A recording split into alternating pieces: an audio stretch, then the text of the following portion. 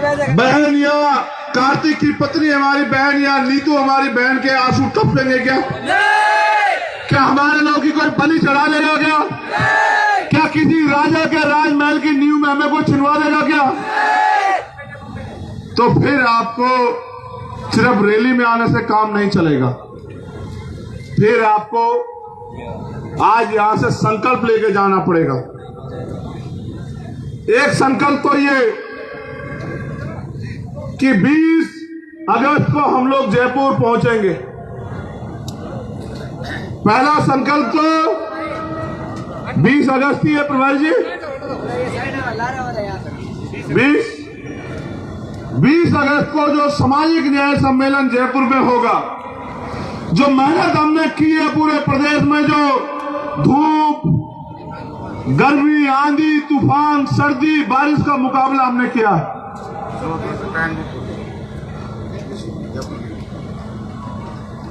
उस मेहनत के रंग को मजबूत करने के लिए हमारे साथियों ने बताया कि जोधपुर से हम लोग ट्रेन बुक करेंगे जयपुर के लिए।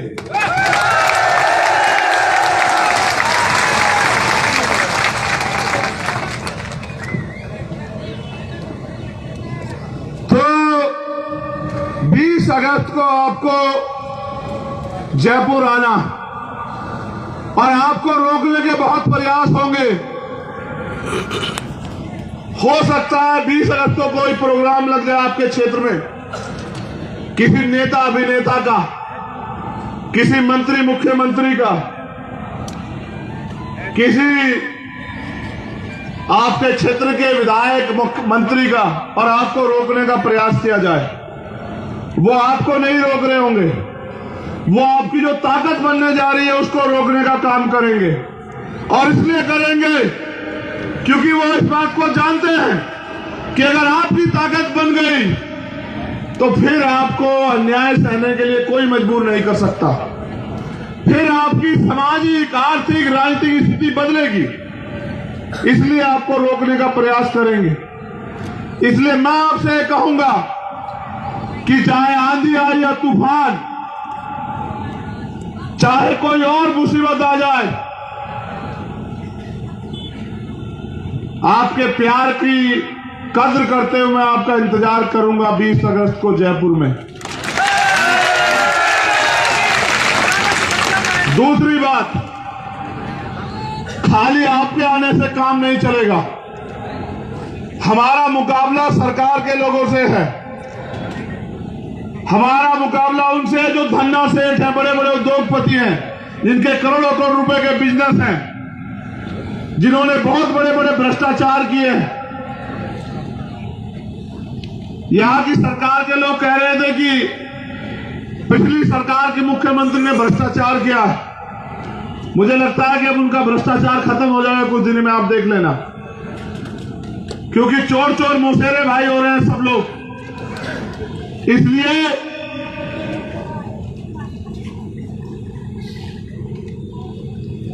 आपको गांव में जाना है और गांव में जाके जो भाई यहां नहीं आया उसको भी ये संदेश देना है कि हमारे आत्मसम्मान की लड़ाई है, स्वाभिमान की लड़ाई है, और आपको मेरे साथ 20 तारीख को जयपुर चलना है। ये काम भी आपको करना होगा। उसके साथ साथ जो मेहनत संघर्ष करके लोगों को तैयार आपने कर लिया, विश्वास पैदा कर लिया, उसको वोट की शक्ति के रूप में बदलने के लिए आपको अपने बूथ के संगठन को भी मजबूत करना पड़ेगा। जब आप अपने बूथ के संगठन को मजबूत कर लोगे, मैं साधारण भाषा में समझाता हूं, जैसे किसान की फसल तैयार हो जाती है तो उसमें दुश्मन की भी नजर रहती है, चोर लुटेरों की भी नजर रहती है, विरोधियों की भी नजर रहती है। कोई सोचता है इसकी फसल बर्बाद हो जाए, कोई सोचता है इसकी फसल चोरी हो जाए, कोई चाहता है इसकी फसल को नुकसान पहुंच जाए, और फिर प्राकृतिक मार भी होती है। पता नहीं 20 तारीख का मौसम भी कैसा होगा, मुझे नहीं पता, लेकिन मैं आपसे कह रहा हूं कि जब फसल तैयार हो जाती है तो उस फसल को घर तक लाने के लिए फसल काटने वाले और उसको उठाकर घर तक लाने वालों की जरूरत होती है।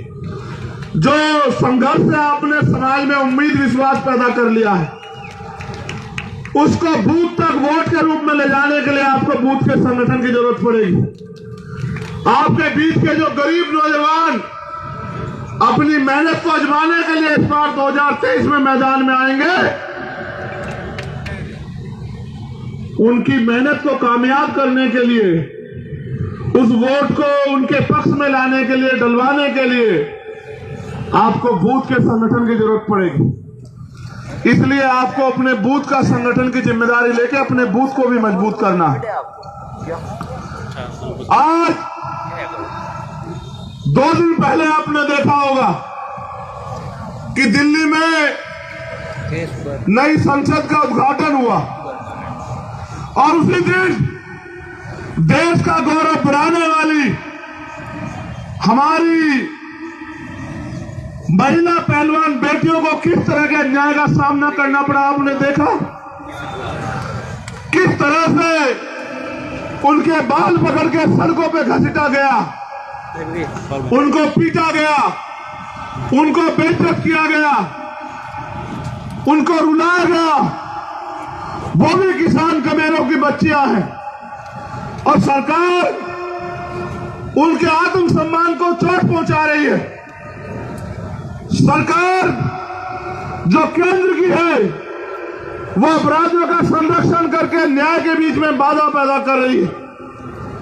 और आपने देखा जब इन्होंने राष्ट्रपति को बनाया, जो हमारे परिवार की है, महामहिम राष्ट्रपति द्रौपदी मुर्मू जी, इन्होंने कितने बड़े बड़े होल्डिंग पोस्टर लगाए, कितने बड़े बड़े वादे किए कि देखो हमने आदिवासी समाज की महिला को बनाया। उससे पहले जब इन्होंने दलित राष्ट्रपति बनाया तो इन्होंने कितने बड़े बड़े प्रचार प्रसार किए कि देखो हमने दलित समाज के व्यक्ति को राष्ट्रपति बनाया। लेकिन आपने देखा कि जब उनके सम्मान की बात आई, जब संसद की नींव रखी गई, तो महामहिम तत्कालिक राष्ट्रपति रामनाथ कोविंद जी को नहीं बुलाया। और अब जब नई संसद का उद्घाटन हुआ तो आज की जो तत्कालिक महामहिम है उनको नहीं बुलाया गया। ये दोनों बातें ये बात स्पष्ट करती हैं कि ये सिर्फ हमारे लोगों की वोट को लूटने के लिए, हमारे लोगों को सम्मान देने का दिखावा करती है। लेकिन जिस दिन वास्तविक सम्मान देना और अधिकार देने की बारी आती है, उस दिन जैसे दूध में से मक्खी को निकाल के फेंक देते हैं, इस तरह से ये हमारे लोगों को फेंक देते हैं।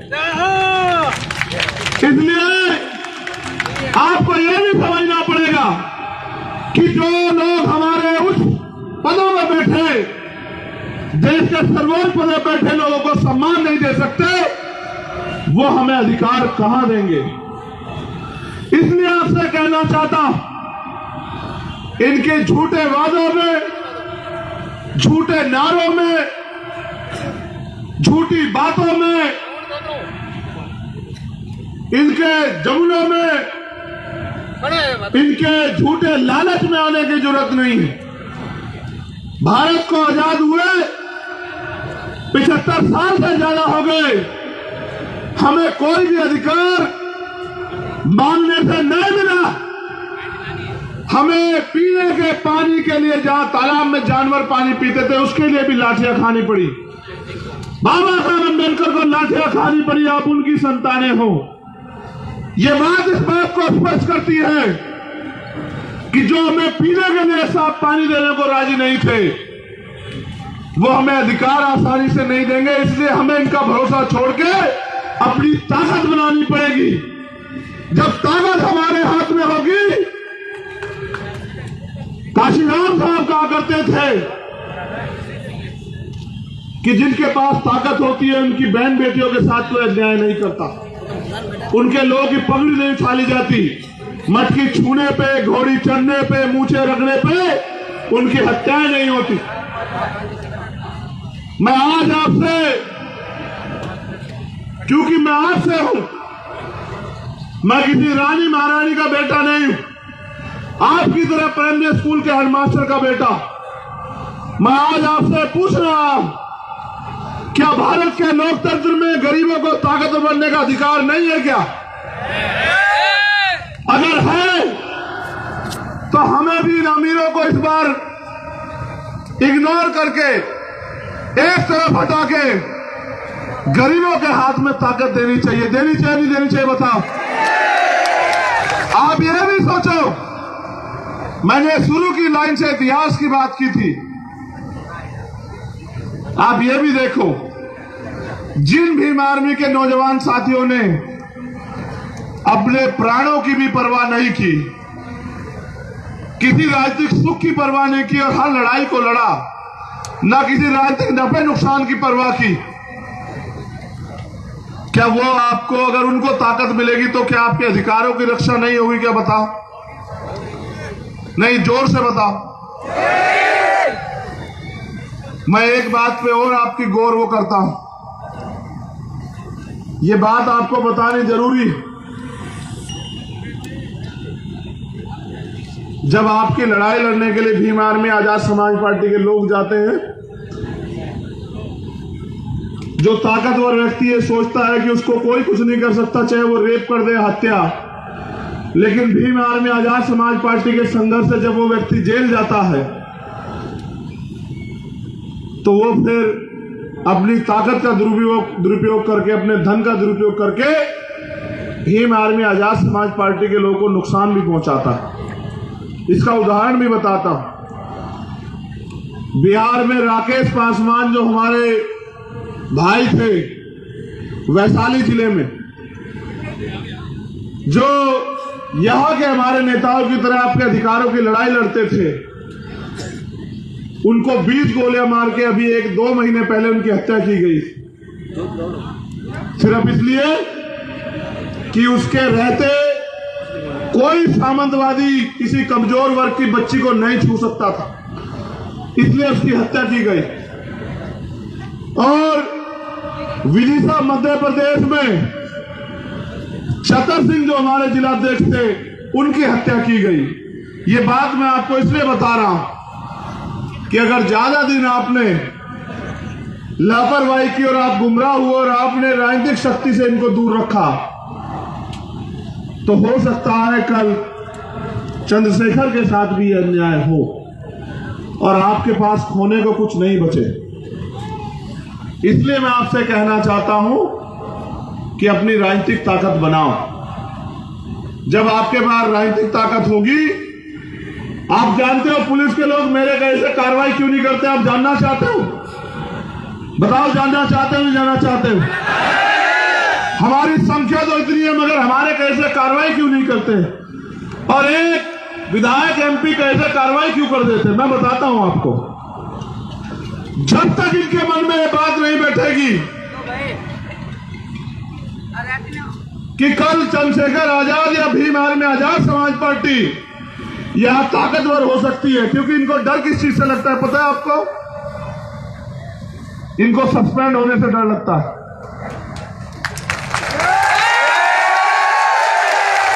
इनको ट्रांसफर पोस्टिंग से डर लगता है, इनको चार्ज न मिलने से डर लगता है, इनको डर लगता है कहीं इनके ऊपर मुकदमा न लिखवा दे सरकार।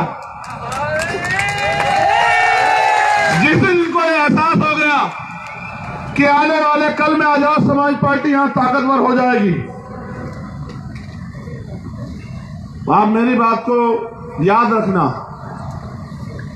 ये भागे भागे आपका काम किया करेंगे बिना कहे, आप मेरी बात को याद रख लेना। जिस दिन इनको एहसास हो गया कि अगर इनकी बात नहीं मानी तो कल ये ट्रांसफर पोस्टिंग भी करेंगे और अपने पद का दुरुपयोग करने के आधार पे आपके खिलाफ मुकदमा लिख के जेल भी भेजेंगे, घूसखोरी करने पे जेल भी भेजेंगे, तो फिर ये आपके काम को दौड़ दौड़ के करेंगे। मैं ये नहीं कहता कि सारे पुलिस के लोग बुरे हैं, मगर मैं ये भी नहीं कहता कि सारे अच्छे।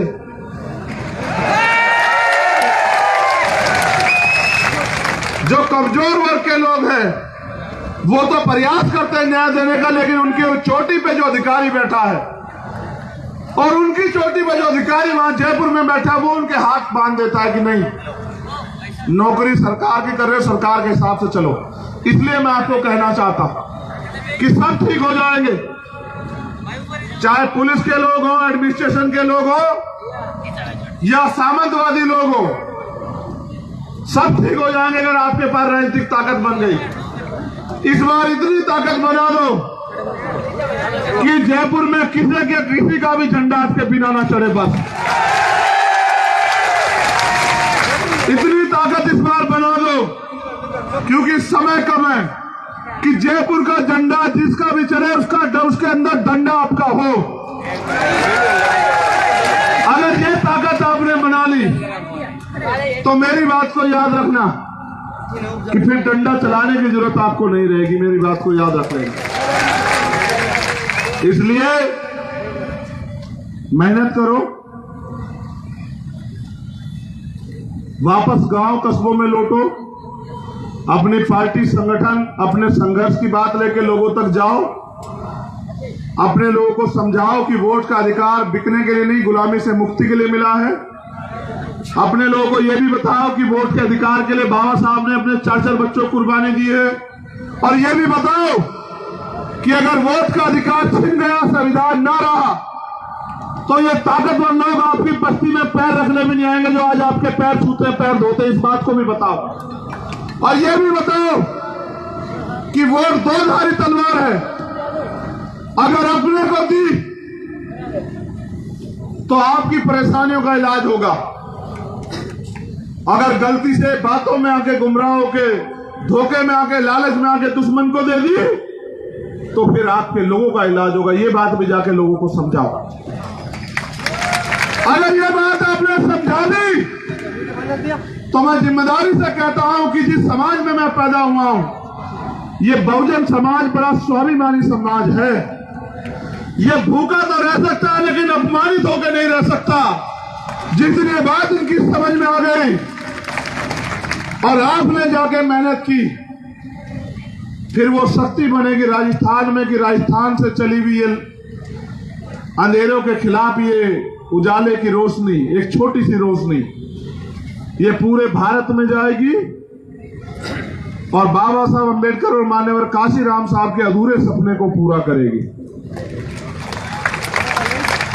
इसके लिए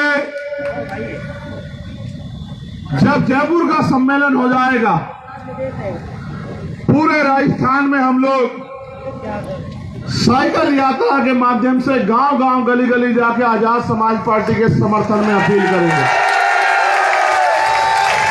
हम पे भले ही बड़े बड़े साधन ना हो, लेकिन हमारे महापुरुषों के विचारों के कारण हमारे सपने बहुत बड़े इस देश में। उन सपनों को पूरा करने के लिए जो भी कीमत चुकानी पड़ेगी हम लोग चुकाएंगे। मैं 2 बार आप लोगों ने मुझे अपनी मेहनत की कमाई से जोड़ के एक पैसा यहां राजस्थान में हेलीकॉप्टर से भी बुलाया आपने। मैं उस हेलीकॉप्टर की कुर्सी से खुश नहीं। आप मेरे काम करने वाले भाइयों को जयपुर की कुर्सियों पे बिठाने में मदद करा दो बस।